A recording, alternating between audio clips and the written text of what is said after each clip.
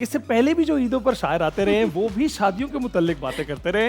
पता नहीं ये शायरों का और शादियों का आपस में क्या गहरा ताल्लुक है। डॉक्टर साहब जरा रोशनी डालिएगा। नहीं, शादी का ताल्लुक हर इंसान के साथ होता है।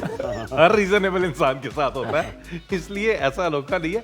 हाँ, अलबत्ता ऐसा जरूर है कि फनी शायरी की बात कर रहे हैं, मज़ाहिया शायरी की बात, जिसका आपने तो डायरेक्ट बता दिया रिलेशन की क्या है। असल में होता क्या है, देखें, मज़ाहिया शायरी ना, डॉक्टर नाम बड़ा अच्छा एक जुमला कहते हैं कि ये शरई शायरी है। जो संजीदा शायरी है ना, महबूबा के गिर्द घूमती है, गैर शरई शायरी है।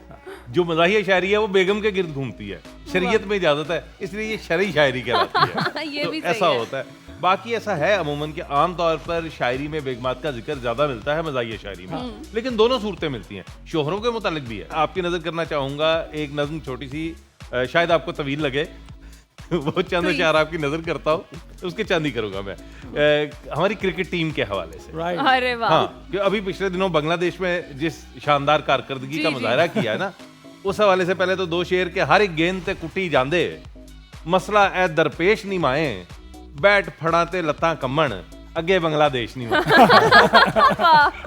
अब तो ये हालात आ गए ना, तो सबसे हल्की साबित हो या सबके ऊपर भारी, सबसे हल्की साबित हो या सबके ऊपर भारी, पूरी एक नमूना है ये क्रिकेट टीम हमारी। सारी दुनिया में ना होंगे जैसे प्लेयर हमारे, सारी दुनिया में ना होंगे जैसे प्लेयर हमारे, 90 पे एक आउट नहीं था, 110 पे सारे। और इनका कौमी फर्ज है सबका बीपी शूट कराना। हाँ, ये तो है। इनका कौमी फर्ज है सबका बीपी शूट कराना, इनसे आकर सीखे कोई सादा मैच फसाना।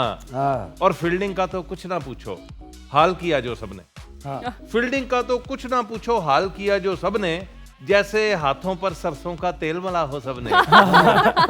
झुक कर कैच नहीं करते कि मोहरे हिला जाए। फील्डिंग हो रही है कि झुक कर कैच नहीं करते कि मोहरे हिलना जाए, डाइव लगाने से डरते हैं गोडे छिलना जाए। अरे वाह। और मिस फील्डिंग से रन देना भी इनकी रीत हो जैसे। अच्छा। मिस फील्डिंग से रन देना भी इनकी रीत हो जैसे, गेंद को ये नहीं हाथ लगाते, गेंद पलीत हो जैसे। बहुत अच्छा जी। और ये भी डर है, बहुत आला। ये भी डर है, अच्छा खेले कुछ इज्जत नहीं रहनी। ये भी डर है, अच्छा खेले कुछ इज्जत नहीं रहनी, मैन ऑफ मैच बना जो, उसको इंग्लिश बोलनी पैनी। बहुत अच्छे। कई दफा इंग्लिश के डर से टीम है अपनी हारी। पूरी एक नमूना है ये क्रिकेट टीम।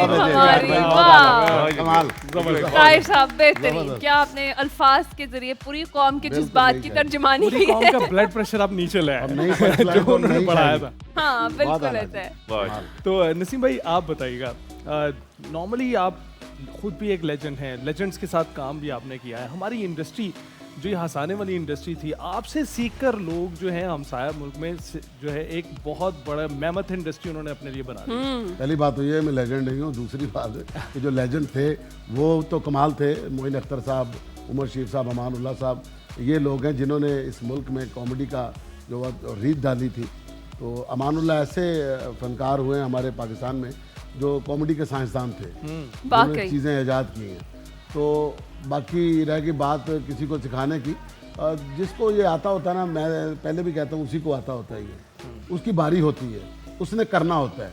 जैसे क्रिकेट है कि हर बंदे ने स्कोर करना है, एक आउट होकर जाता है, उसकी जगह दूसरा आ जाता है, उसने भी स्कोर ही करना होता है।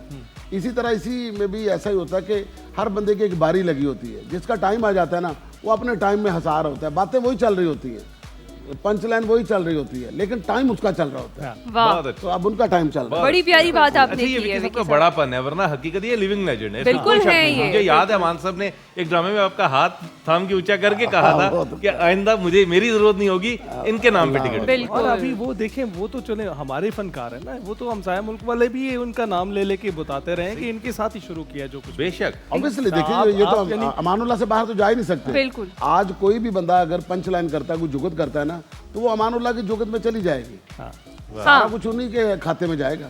ये तो है, ये उनका अकाउंट चल रहा है। ये तो है, ये तो है। जनाब, गुफ्तगू का सिलसिला इसी तरीके से जारी रहेगा, बल्कि अपने मेहमानों से कुछ फनी वाक़े भी पूछेंगे कि बकरा ईद पर कुछ ना कुछ हैपनिंग हर घर में ज़रूर होती है, तो इनसे भी पूछेंगे इनकी ज़िंदगियों में कभी कभी ऐसा हुआ होगा कोई वाक़या, तो वो इनसे डिस्कस करेंगे, बातें मज़ीद करेंगे, लेकिन इस छोटी सी ब्रेक के बाद।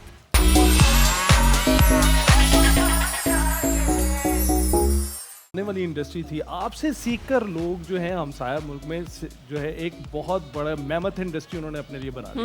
पहली बात तो ये है मैं लेजेंड नहीं हूँ, दूसरी बात है कि जो लेजेंड थे वो तो कमाल थे। मोइन अख्तर साहब, उमर शीफ साहब, अमानुल्लाह साहब, ये लोग हैं जिन्होंने इस मुल्क में कॉमेडी का जो रीत डाली थी।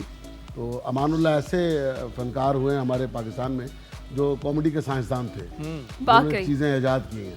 तो बाकी रह गई बात किसी को सिखाने की, जिसको ये आता होता है ना, मैं पहले भी कहता हूँ उसी को आता होता है, ये उसकी बारी होती है, उसने करना होता है। जैसे क्रिकेट है कि हर बंदे ने स्कोर करना है, एक आउट होकर जाता है उसकी जगह दूसरा आ जाता है, उसने भी स्कोर ही करना होता है। इसी तरह इसी में भी ऐसा ही होता है कि हर बंदे की एक बारी लगी होती है, जिसका टाइम आ जाता है ना वो अपने टाइम में हंसा रहा होता है, बातें वही चल रही होती हैं, पंच लाइन वही चल रही होती है, लेकिन टाइम उसका चल रहा होता है। बहुत अच्छा। तो अब उनका टाइम चल रहा है। बड़ी प्यारी बात आपने अच्छा, ये की है विकी साहब विकी का साहब। बड़ापन है, वरना हकीकत ये लिविंग लेजेंड है। बिल्कुल इसमें कोई है शक नहीं। ये, मुझे याद है मान साहब ने एक ड्रामे में आपका हाथ थाम के ऊंचा करके कहा था कि आइंदा मुझे मेरी जरूरत नहीं होगी, इनके नाम पे टिकट। बिल्कुल। और अभी वो देखें, वो तो चले हमारे फनकार है ना, वो तो हमसाया मुल्क वाले भी उनका नाम ले लेके बताते रहे कि इनके साथ ही शुरू किया जो कुछ। बेशक ऑब्वियसली देखिए, ये तो अमानुल्लाह से बाहर तो जा ही नहीं सकते। बिल्कुल। आज कोई भी बंदा अगर पंच लाइन करता है, कोई जुगत करता है ना, तो वो अमानुल्लाह की जुगत में चली जाएगी। सारा कुछ उन्हीं के खाते में जाएगा। ये तो है, ये उनका तो अकाउंट चल रहा है। ये तो है, ये तो है। जनाब, गुफ्तगू का सिलसिला इसी तरीके से जारी रहेगा, बल्कि अपने मेहमानों से कुछ फ़नी वाक़े भी पूछेंगे कि बकरा ईद पर कुछ ना कुछ हैपनिंग हर घर में ज़रूर होती है, तो इनसे भी पूछेंगे इनकी ज़िंदगियों में कभी कभी ऐसा हुआ होगा कोई वाक़या, तो वो इनसे डिस्कस करेंगे, बातें मज़ीद करेंगे, लेकिन इस छोटी सी ब्रेक के बाद।